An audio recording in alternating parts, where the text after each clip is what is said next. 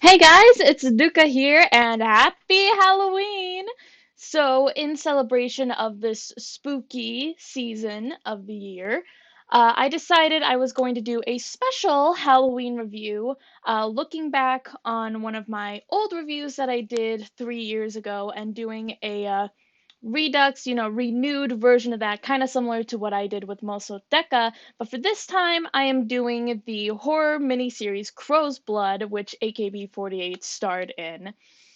Now, when I first did this review 3 years ago, around the time when it first came out, I was kind of trying my best to avoid any spoilers or talking about any of the plot, kind of keeping that under wraps, but like because of that, kind of similar to what happened with my old review of Mossadeka, even though I don't really consider it a review, because I was trying not to talk about the spoilers, I couldn't really go in depth into the plot and what I liked about it or what made it interesting for me.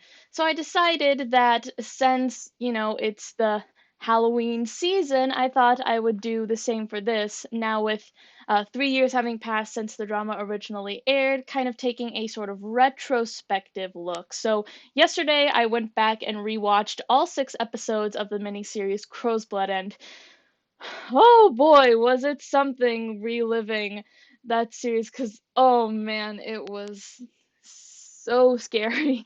And I'll talk a little bit more about that, some of the topics of why I enjoyed it and why I think it is so scary. But first off, I'm going to talk about the story itself. So, the story focuses mainly on two aspects, actually. So, there is the all girls school, which one of the main characters, Maki, who is played by Miyawaki Sakura, transfers to, and that's where the other AKB girls are. And then there is a group of scientists who are in Japan who are working on this experiment with regenerative science by using mutated cells that will have an advancement in science to help people like regain like lost limbs, for example. It'll be basically a new advancement in science to help heal humans. But this is a big catalyst for how the story begins, this turn of events, and especially with Maki, because I feel like since there are two main characters, there is Sakura's character Maki, but then there's also Watanabe Mayu's character Kaoru, who is acting like kind of as sort of the not exactly the audience surrogate, but she is the hero, the true protagonist of the story. It's Maki that's it's what happens to her and the actions that she takes that kind of serves as a catalyst for everything that happens, and it slowly begins to intertwine these two different groups, all because it's all connected back to her and what happens to her in the story. Where basically Maki, years ago, she had gotten in a tragic accident and was hurt very badly. She had actually died. And so her father, Dr. Seto, actually used this regenerative science to bring her back to life and thus made her basically the the patient zero, I guess you would say, in this new kind of not exactly an evolution, but basically with the mutation, the mutated cells in her body with the regenerative cells, there were some side effects that came with her that basically turned her into a zombie. She is a zombie, and you can tell she is very different and she's very creepy. Like, I mean, not just Sakura's acting is creepy, just like but everything about how Maki is after she does come back to life is that she is so creepy. She's having black nosebleeds. She is having sudden bouts of aggression at certain points in the show. And she is able to spread the infections to others, which basically starts this whole chain of events that get the plot really going, and thus drives Kaoru, Watanabe Mayu's character, to try and figure out what's going on and to see if she can try to help save her friends basically before whatever sinister thing lurking in the shadows. But basically she's trying to protect them from Maki because she knows that all of these strange events they're somehow connected to her, so she feels like since she is the cause of this she has to try and protect her from them. So the main plot, of the idea of a man trying to play God, bringing back someone from the dead and facing the consequences of that. That's something that has been done time and time again. And the show does discuss not only those topics, but also the ethics of human experimentation because it goes into detail about whether the decision to bring Maki back from the dead was right or if it was wrong. And especially with Dr. Seto's actions, because after Maki's initial death, he had just completely changed as a character from when we like first see him in flashbacks in episode 1, and then his progression throughout the entire series shows how much these events have really broken his soul. And Maki herself, because she is kind of the core of this storyline. It really shows, it brings up the questions and discussion of the morality of this whole situation. And then as for Kaoru as the protagonist, as she is searching on to discover the truth about this, we also get a lot of focus on Maki herself because we see just how much she has changed as well and how much she is basically slowly losing more of her humanity because she is because she is facing this incredible change into her body. And she didn't want this. She didn't want to be brought back to life, and then she's just suddenly in this body that's not human anymore. And everyone is basically treating her like this monster, this science experiment. And it really makes her a really tragic character. Like, Kaoru is, well, outside of her being like the nice girl or like the final girl protagonist sort of character, because that's again that's something we'll talk about when we get closer to talking about the finale, because she is kind of like that typical nice girl protagonist. There's nothing that interesting outside of her character that we can get too invested in other than the fact that she is trying to protect her friends. But Maki, because we see a lot of what happens with her and we're made to understand what she is going through and the pain that she is suffering because of this change that has been brought to her, of having her life and her humanity stripped away from her. We are meant to empathize with her, and she becomes an incredibly tragic and complex character. Now, Kaoru as well, she also has a romantic subplot with a magazine reporter, Sawada, who writes in an article for supernatural occurrences, and thus he is the one who she helps in assisting of trying to investigate these strange events that start going on in her school after Maki transfers. And like initially when I first reviewed it, I thought, well, it wasn't really. I was pretty harsh on it. I'll be the first to admit, I feel like I was a bit too harsh when I initially watched it. I was like, oh, why are they making a romance subplot with these two? It's like, it's not needed. I don't care about it. I was just really harsh on it. But like, looking back on it, because the miniseries is only 6 episodes long, there isn't really that long enough amount of time to really sort of develop a really complex relationship. So maybe that was part of the reason why the development of it did feel a bit rushed and out of nowhere.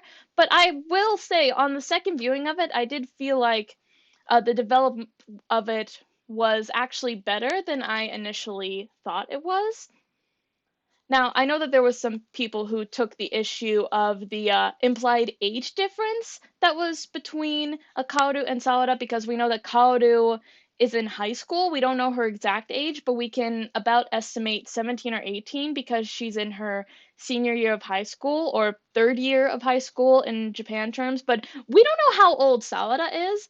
Now, at the time when I first watched it, I didn't really pay any mind to the implied age difference that was between the two. I thought that Sawada was like maybe like a college student, like in his late teens or early 20s. I didn't think that the age difference between them was that large, and I still really don't think that is the case either.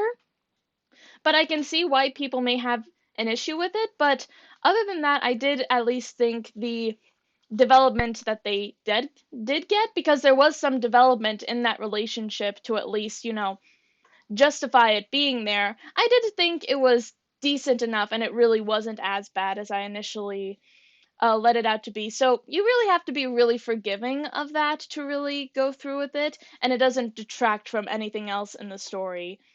At the very least, it does give Kaoru a bit of character too, because she is developing this relationship with, an implied, older guy. So that part is at least an interesting bit of her character.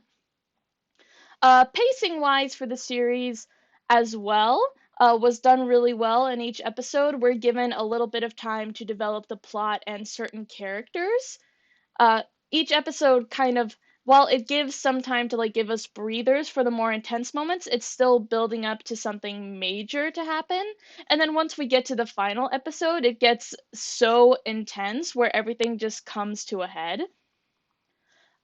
So for the final episode, because we see this progression of Maki as she starts infecting more of the students with the mutated, I don't think it has an official name, but I call it the virus, because since it is called crow's blood, and the black blood that Maki bleeds is said to be as black as a crow, I just call it the crow's virus because there is that parallel of Maki being surrounded by crows, or crows being in the area whenever Maki is present, and crows themselves kind of representing death. So that's kind of the nickname that I gave for it.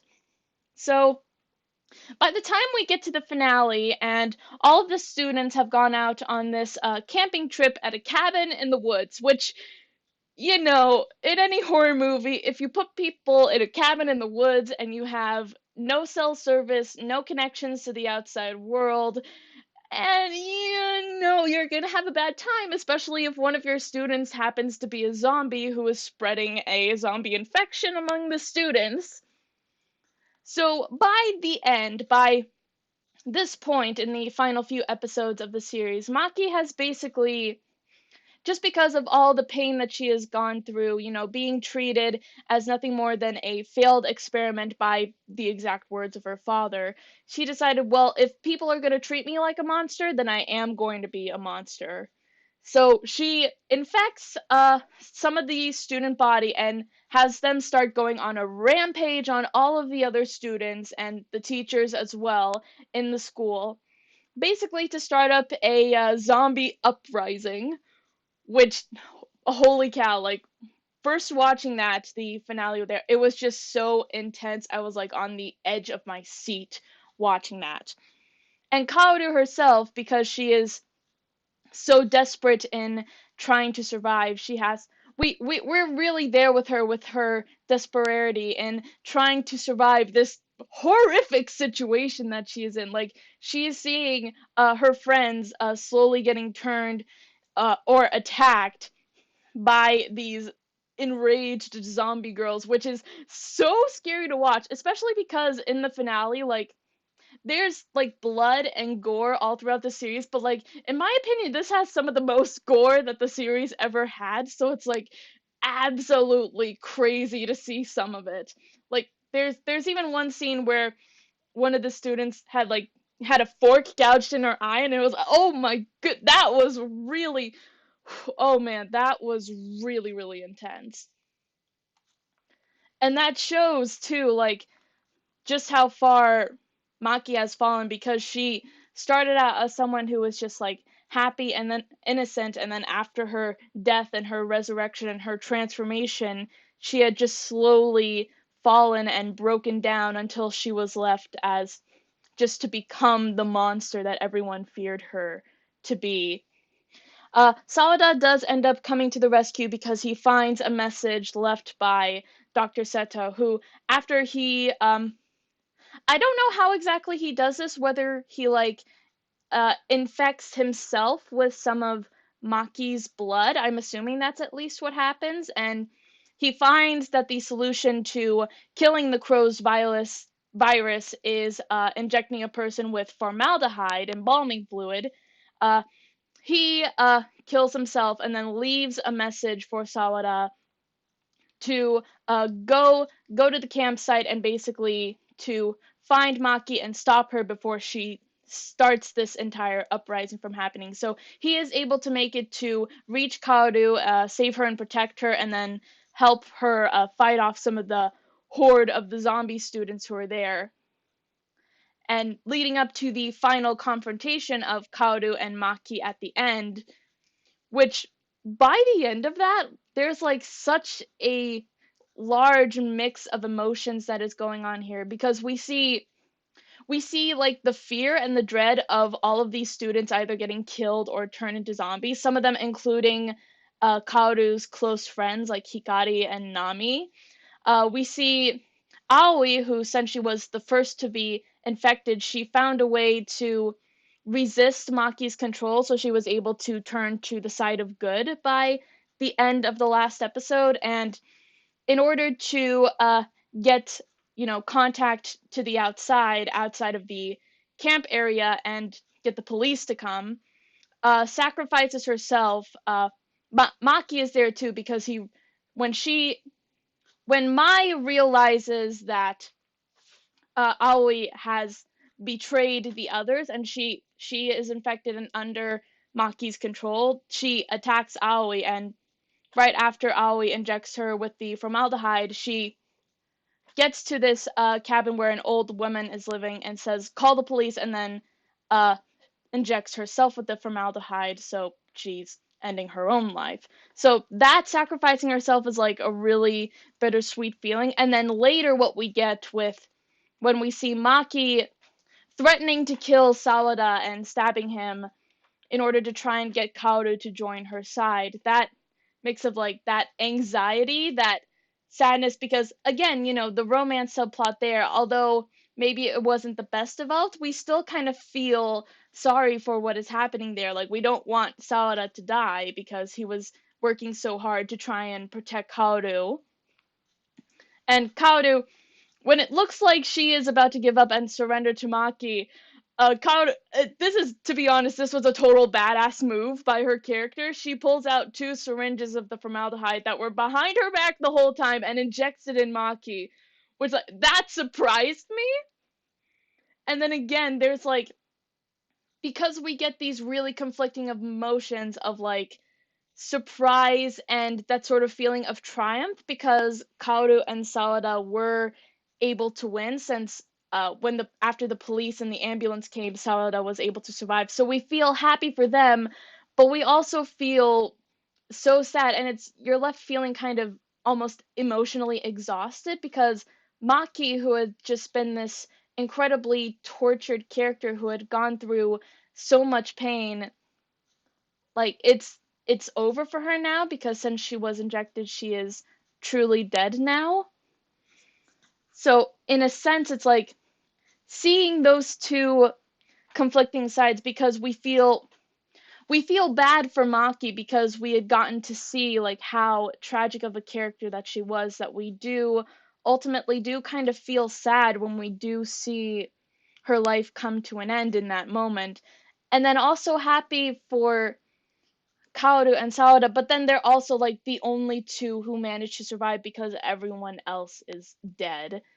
So there was this really heavy atmosphere. Even after like everything had ended, there was just this lingering heaviness that was just weighing down in the atmosphere. And that was like, I was pretty much expecting like for this kind of series, it wasn't going to have a real happy ending. But like, I would say like this sort of ending, I was really satisfied by what they did with it. Now, as for the characters itself, again, kind of similar to what they did with the pacing, I feel like because they had such a limited amount of episodes, they weren't really able to develop some of the characters to be super complex. Now, like I said with Kaoru, she's not really too complex outside of her nice girl and final girl protagonist, because she is literally the final girl, the only girl who survived after the finale. But other than that, there wasn't anything, aside from what happens to her and her relationship with Sawada, there isn't too much to her character that makes her that really intriguing of a protagonist. Now, there are some other characters who they feel kind of tropey, like, I'll admit it. They are pretty common tropes that you would see in a lot of horror movies, especially, probably in American horror movies too. Like Shinobu and Chisa, they're kind of your typical, bully characters, and then after they get infected, they're these really aggressive and violent zombies, which they lead to some pretty creepy and unsettling scenes because there's one scene where they go to the nurse and Judina's character, she stabs herself in the leg, and it is so creepy the face that she makes. Like the makeup and the lighting that is done in the episode, like all throughout the series there's like this really creepy lighting that is done where like everything is kind of like dark and shaded, like it feels like it's just like a cloudy rainy day all the time, so it's like upping up the creepy factor inside of it. But then you also add Judina's makeup, and the expression that she's making is like so creepy. It's like just basically think about it the level at some of the expressions, the crazed expressions that she did in Hamlet, like oof. But like this is so totally different because like she's a zombie here. But scenes like that, and then there were also some characters where I feel like they could have been developed to be really interesting and complex. Like, for example, Mai, Kashiwagi Yuki's character, I feel like she could have had an interesting relationship with Maki if she had gotten a bit more time to interact with her, because they did start developing something like that in episode 2, because we find out because Maki's mother had died of cancer and Mai's mother is also suffering from cancer and is always sick at home, and she's having to help take care of her. So they do kind of start to connect through that, and Mai does kind of start to sympathize with Maki a bit more.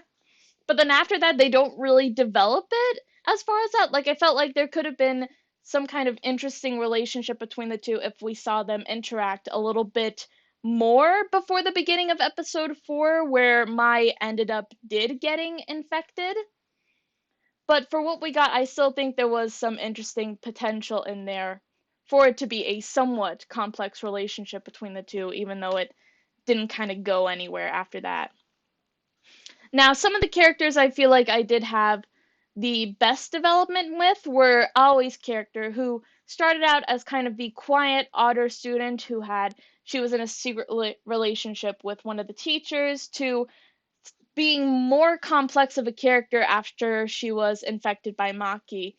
Because we see her transformation to someone who started out as being, quiet and reserved, to seeing her kind of change through that and be a bit more out, not really outgoing, but she does kind of help to, well, because what she goes through, because she is the first to be infected, and she goes through some horrifying stuff. There's a scene in episode 3 where Kaoru, to check up on Aoi, she visits Aoi in her house and finds her in the bathroom, and that scene is like one of those scenes that I just cannot watch because it is so intense and like real, again, a lot of blood there is involved, which like ugh. I had to like pause that particular episode a bit after that scene and just be like, take a moment to just breathe, because that was a really intense scene.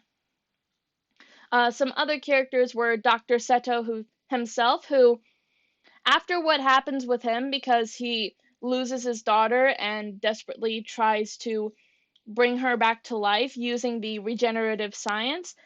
Basically, he transforms into a husk of his former self by the end of the episode. We see him just spiral out into this, downward spiral of despair, trying to find a way to save his daughter.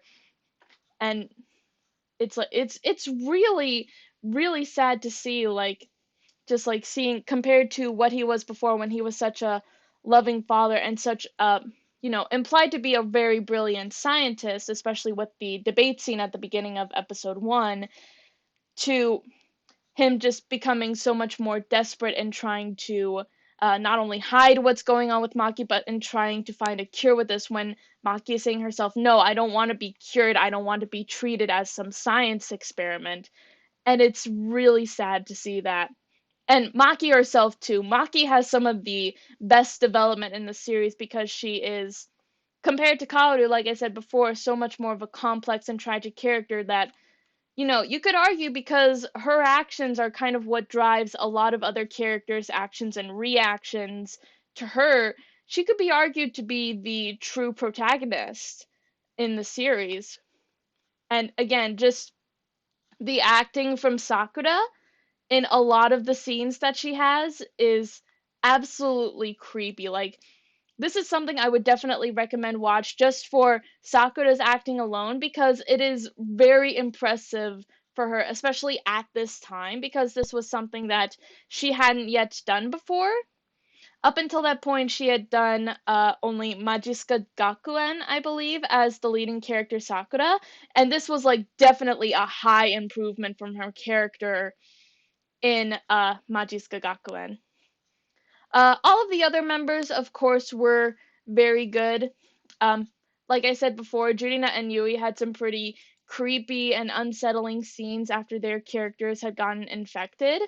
Mayu, of course, is really good, and everyone else themselves had some really decent roles. And Annin too, Iriyama Anna as Aoi was also very impressive with her character. Outside of the members, one of the best performances to me was the actor who played Dr. Seto, Tetsuya Besho, because after I looked it up with his character, he has had a lot of theater performances and some film performances in the past, so his performance is really well done. So really, I applaud not just the girls, but also him as well, and all of the other actors who were involved with this. They did a really good job in this series. Now, I am aware that there is a dub for the series because they not only aired this outside of Japan, like in the UK, for example, but Miramax had bought the dubbing rights to it, and there was a dub that aired in America. I think it was last year. It was either last year or 2 years ago when the dub first aired over here in America. Now, I didn't see it because I don't have the channel on my cable network where the channel where it aired on, so I'm not able to see the dub, and I don't have Miramax either. The only thing that I have seen of the dub is a clip of it, an official clip from Miramax that was a portion of episode one. There was, of course, the dubbed version of the trailer for it, and a couple of clips that were put online by Joshbox, which featured just little short clips of some of the characters, mainly the AKB members who were dubbed. So I can't say too much on the dub itself because I haven't seen any of it. Although I will say I am I am very curious about looking at the dub, mainly for the reason that Christina V voices the dub for Maki, and Christina V is one of my favorite voice actresses. I like a lot of the works that she has done in the past.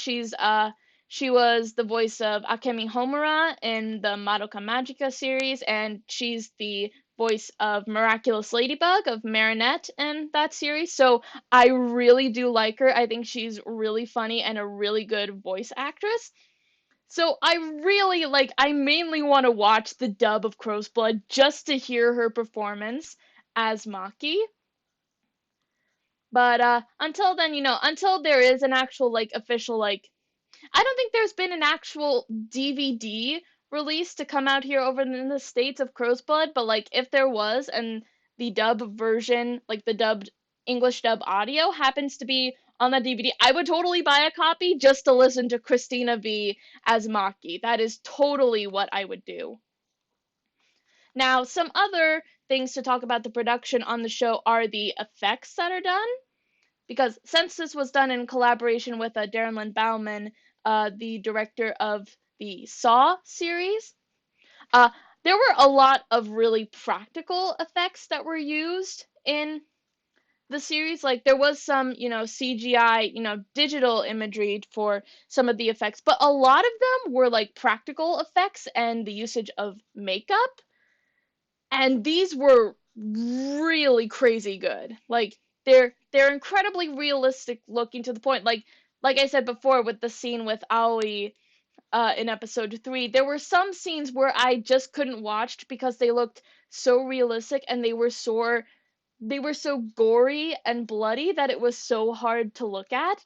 Like the series is one that does not hold back on the violence and gore. Like, that is an essential part of kind of driving the fear and the dread that you feel throughout the series, is seeing just some of these girls go through some really bloody scenes in here, and it is absolutely crazy to watch, especially if you're an AKB fan and you see some of these scenes and some of these really brutal scenarios that some of the characters are put through. It's just like so weird to watch, but it's also like really interesting to see because the effects were done so well. So definitely applauding it for that. Although I will advise, because the violence and the gore are so intense at times, if you are one of those people who has a weak stomach and can't handle watching scenes that have a lot of intense blood or gore in them, then maybe maybe put a pass on watching this. But if you are, interested in this, I'd say this I wouldn't say this is one of the best horror series. Now, I mean, I myself am not really a horror aficionado. I'm one of those people who's really scared about watching horror, and I myself am, like I said before, kind of weak to watching, scenes with a lot of blood or gore in them. But if you are into someone who really enjoys horror and can handle seeing scenes with a lot of intense gore in them, then I would say definitely give this a watch and see if it's for you. You might actually end up enjoying it. I thought that, the performances from the girls were really good and it was really fun to watch. And again, while it's not really too complex or too original, like compared to some other horror movies that may be out there, it's still a really interesting series to watch. And you do get complex moments especially with Maki and the relationship with her father. So if any of you are curious to that, definitely go check it out.